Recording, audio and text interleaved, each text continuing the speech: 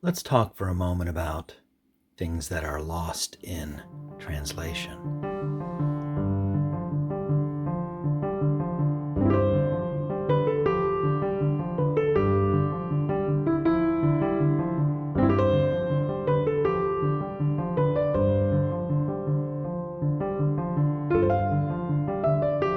Hello, everyone. A few years ago, my family and I visited an area of Northeast Ohio that is known for its populations of Amish and conservative Mennonite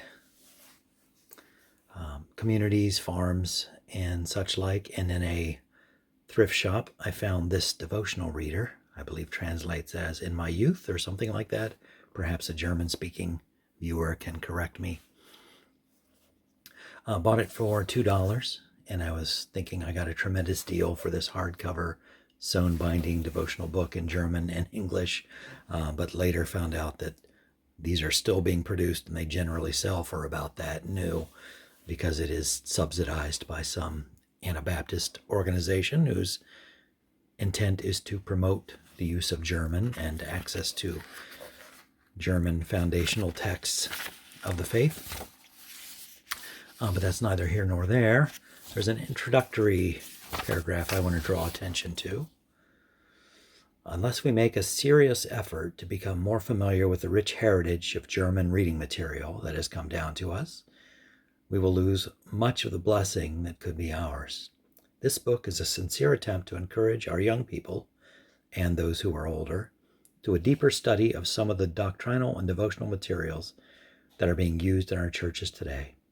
By providing an English translation on each facing page, it is not our intent to have it replace or supplant the German. Quite the opposite. The English version should be used just as one would make use of a German-English dictionary to clarify the meaning of the German. And you can see that on each page we have, kind of in a Gothic type, the German and the English on the right. It's got some hems, some catechetical type materials and the like. Really interesting book. Again, still produced today from what I can tell. But promoting the use of German, written German, so that access to devotional materials of the past is not lost. However, we have in the book the German and the English, so the material can be translated. What is it they are afraid that they will be losing if a modern Anabaptist no longer has the ability to read in the German? The German is not the language of Scripture. It is not what the New Testament was written in, but as they say, it is the language in which some of their foundational documents of their particular church were written. On a recent trip to the same area, Amish country, my sister found this book and brought it home to me. It was very kind of her and thoughtful. It is the New Testament in Pennsylvania Dutch, which Pennsylvania Dutch is not the same as German.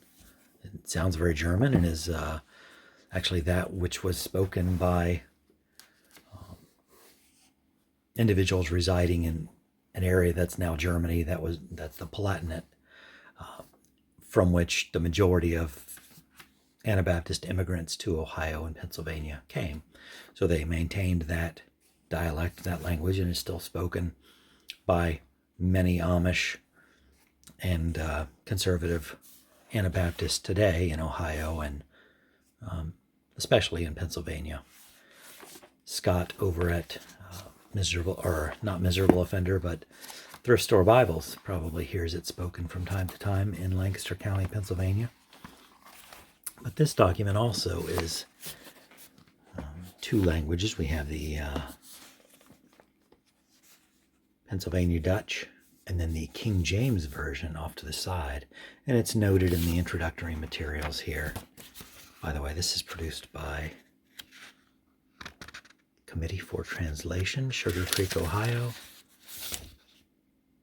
the Bible League, South Holland, Illinois. So the German text, it says, from the Textus Receptus, Greek text, and Dr. Martin Luther's German translation. So they're using the King James and translating from the King James and Martin Luther's translation to derive this. So this is not the German translated by Martin Luther, but a translation from that, consulting the King James or the Authorized Version into an old dialect that is still spoken today by somewhere around 300,000 people in Pennsylvania and Ohio. So a lot of retranslating going on. So if we're concerned about something being lost in translation, what do we have to say about something translated from the original Aramaic, Hebrew, Greek into German and English, and then retranslated into a dialect from the Palatinate, still spoken as kind of an anachronism by some individuals in some settlements in some part of the U.S. It kind of boggles the mind. Is too much lost in translation, and doesn't make a difference that it's the Holy Scripture versus some material produced for the devotional life and the education of a young person in a particular religious tradition. I don't know. And is it does it have anything to say about those of us who cling to a certain way of reading Scripture? If I prefer the King James and the Elizabethan English that one finds in there, and I prefer the liturgy of the prayer book in its now very much antiquated language,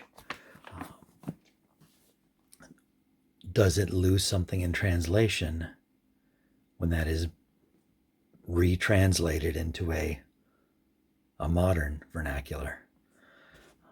One can obviously make the argument that a lot is lost in the translation. Anyway, just some thoughts to share on this. If I have the calendar right, this will be released on the Sunday before Advent begins. Thank you to my sister for picking up this interesting book. I appreciate it. I appreciate all of you watching and commenting. Hope to see you here again next time.